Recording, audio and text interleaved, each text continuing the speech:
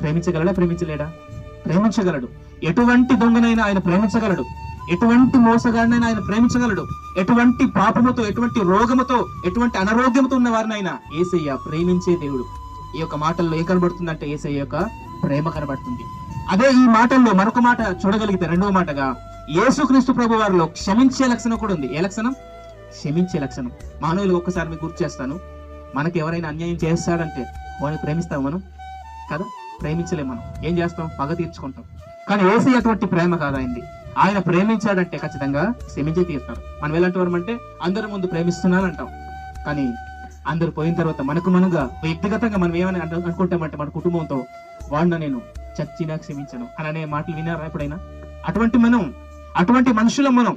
కాబట్టి మన ఆలోచనకు, మన ప్రేమకు, దేవుని ప్రేమకు చాలా తేడా ఉంది. మనుషుల్లాగా ఆయన ప్రేమించలేదు, మనుషుల్లాగా ఆయన క్షమించలేదు. కానీ మనం క్షమించలేం, ప్రేమించలేం. కానీ ప్రేమ అంటే ఏంటో, ఎలా ప్రేమించాలో, ఎలా క్షమించాలో చెప్పడానికి భూమి మీద ఆయన వచ్చాడు.